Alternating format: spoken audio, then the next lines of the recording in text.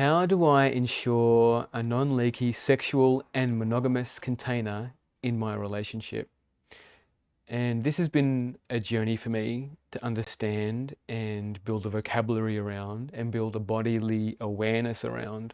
So I also feel like the men that might really want to hear this message probably won't watch it. And I feel like that's an underlying thing around humility and being able to work it all out on yourself, on by yourself.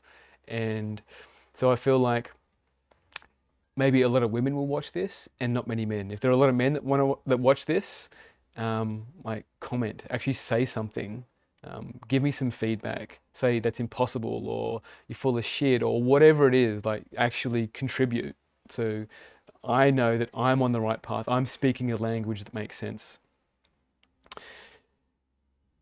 So for me, it's about commitment and choosing the partner. And when you choose the partner, you take everything. Um, and then there's no need to look outside for any kind of stimulus. In that, you need to know how to handle yourself. So know how to self-pleasure. You need to know how to know what desire feels like when that childlike curiosity of looking and speaking to another woman, connecting at a heart level becomes more sexual and know that, hey, that's, I've gone a bit too far or oh, this is, I can feel that there's an exchange that's going on here that's going beyond platonic and know when to pull back. Like know those boundaries. Know that when you leak sexuality, that you're being out of integrity, especially if you've committed to a monogamous relationship. Um, in that space, you need to deal with your mother shit.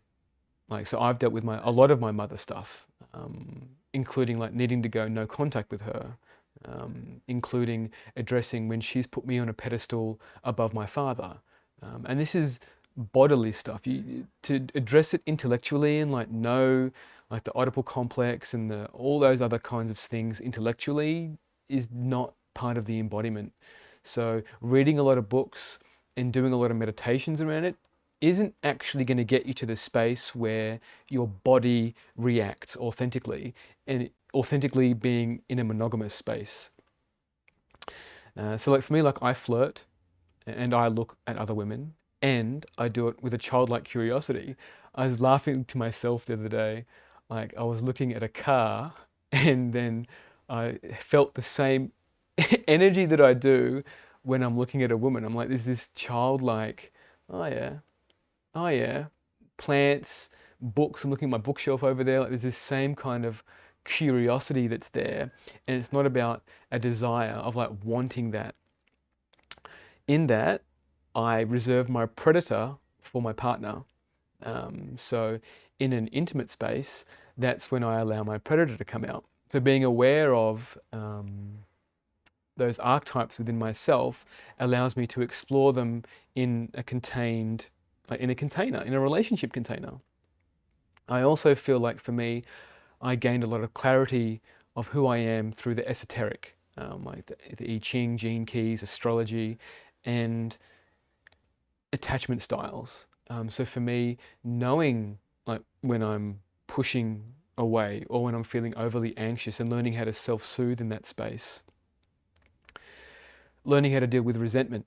So if something happens and I start to feel resentment, like I either need to get completeness with my partner or address it, like what's going on for me? Why is this coming up for me? And if it's a pattern from multiple relationships, I'm going, well, clearly this is me. This is something within me that I'm not addressing. And it's usually something related to forgiveness or um, motherly stuff around not getting initial emotional needs met or physical needs met or having strings attached to things.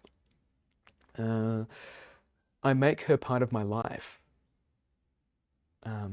down to the point where I will log her cycles, her menstrual cycles. Like I want to know, like I want to know you, what's going on for you at a daily basis. I choose her every day. So you need to make a choice. And when that starts to drift apart, you need to go, well, what's going on? Like, do you want to bring it back together again? Or are you willing to put a wedge into the relationship which allows for leaky sexuality to come in and out?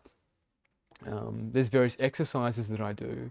So if I'm feeling like there's a predator in me and I need to address it, then I will go do like a core energetics or a bioenergetics or some kind of owning of that energy in my body, not just meditate it away. Like it's in the body. Sexuality is in the body. Um, what else? Do not rely on old stories of old relationships, like um, especially when it comes down to jealousy. Like you can start to feel like there's some jealousy coming up for you. That can put a wedge in the relationship, which allows for leaky sexuality. You need to address that. If you've been cheated on, the same thing again. So I feel like addressing all of these components all tie in with a container. So like if you see I'm picturing like a basket, a woven basket, that when you pour water in and the water just goes everywhere, you need to make a conscious effort to want to seal up all of those points where this leaky energy can come out.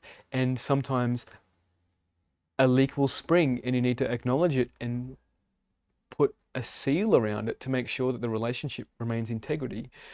She's never going to feel safe. Like a partner's never going to feel safe if you can't contain that leaky sexuality. And that sexuality might have been what attracted her to you. So, like, there may have been like that desire and that initial sexual interchange, that flirtatiousness.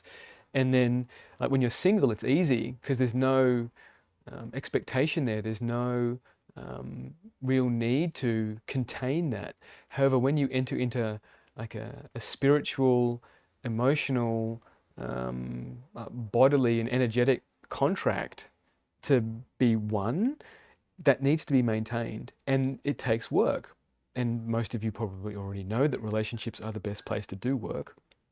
So I highly recommend to make sure that container is in integrity. Um, so whatever medicines that you use, I'm looking at my notes over here, medicines that you use, like if you're using medicines that cloud your clarity and judgment, like there's a sure thing that basket's going to start leaking straight away. Porn, like if you haven't addressed your porn addictions and become like energetically clear from that, then the container's going to leak because you're thinking about other women, and then by objectifying other women in that space, like your energy is just going to want to go to other women, especially if you have fantasies that you haven't lived out yet. Like you've seen some fantasy in porn, you're like, oh, I really want to do that. I really want to do that. Well, it's like either you choose to do that with your current partner or you grieve it and let it go. Well, that's no longer the man that you want to be. This is the man who you want to be now. Um, it's also about commitment to the self and commitment to the divine. So, women being portals to the divine, which is how I see it. You might not see it that way. And so you want to keep it integral. It's a sacred thing. So it's a choice. Uh, Aligning my pelvic and heart splits. So for me, feeling early childhood rejection, feeling child rejection from women through a lot of my life. Like when I pour give my heart to someone, a woman, and then it gets rejected, or I give my sexuality to a woman and then my heart gets rejected. So there's a pelvic and heart split that needs to be addressed, and that's in the body. You can't meditate it away. You can't have some medicine to magically fix it. It requires a bodily alignment, a bodily addressing of whatever somatic musculature that is holding this tension. And know the importance of the heart connection. So I feel like desire and physical intimacy is important, and being able to see that there is more to her than a physical body.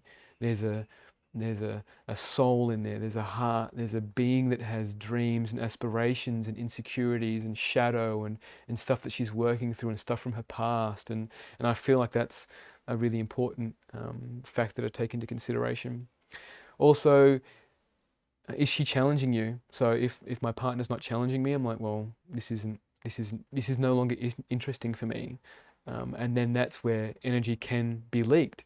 So I feel like choosing someone who is easy and controllable, it's not Like it's not going to refine you to become a king. It's not going to refine you to become a better man.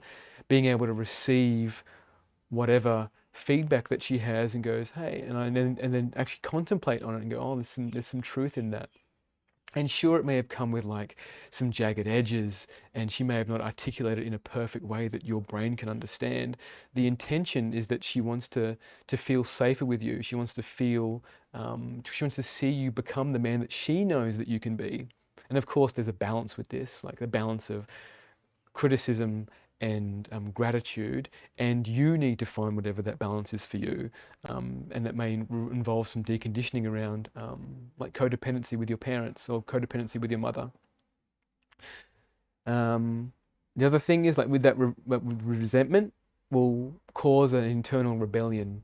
So if you can't address the resentment, then you're going to want to sexually and physically rebel, and that involves emotionally cheating, physically cheating, flirting, or keeping secrets, or whatever it is that you feel like you can have a little bit of control to kind of counter the resentment. But it doesn't. It's just you both lose. Mm, I can't control my partner.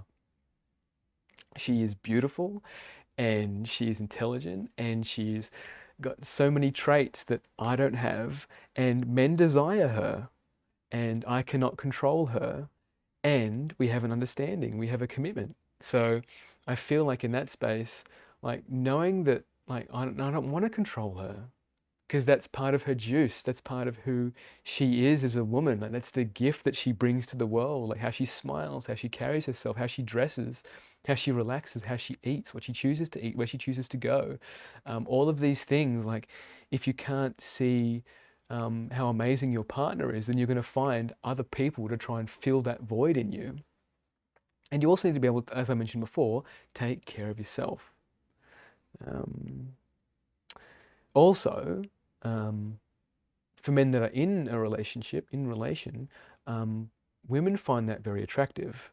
So it's almost like your partner has done the pre-screening process to know that, oh, you're a man that can be compatible with. So I feel like men need to be aware of that, that there are women that will want you because you've been chosen, you've been chosen by another woman.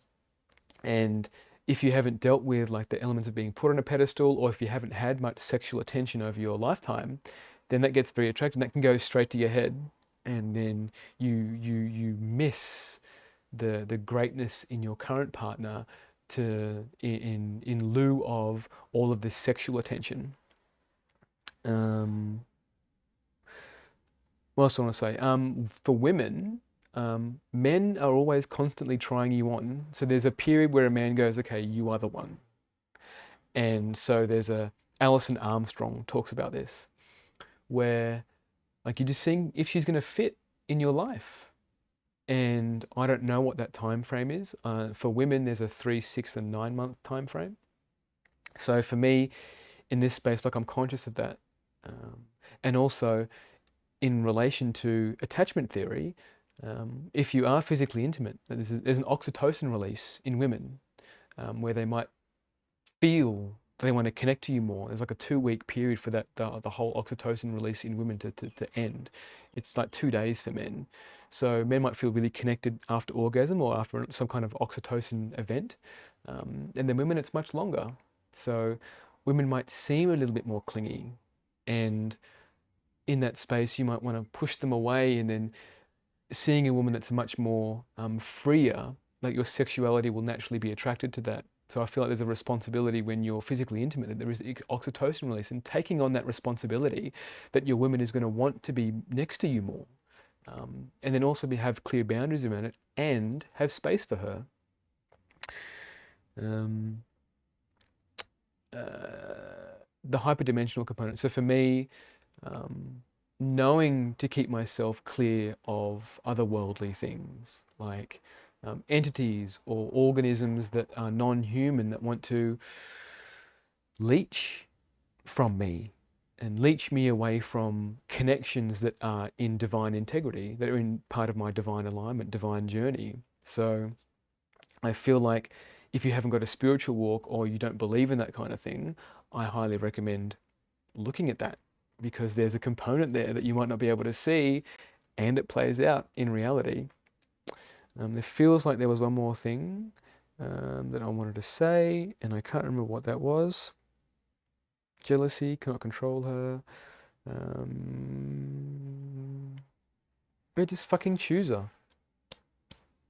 You got to fucking choose her daily, and talk about whatever's coming up for you, and talk with other men about it, not in a gossipy way, in a constructive way. Like, I'm having these thoughts about other women, and this will happen in a relationship. That honeymoon period will end, and your desire will start to waver, and then you start to question the whole relationship, and it's, oh, maybe this wasn't the woman for me. And the same thing happens for women. Maybe this wasn't the man for me. And so it's in the relationship container that you go, well, let's look at this. Like, there's more to us than this physical, the highs of the physical intimacy. Yeah. Peace.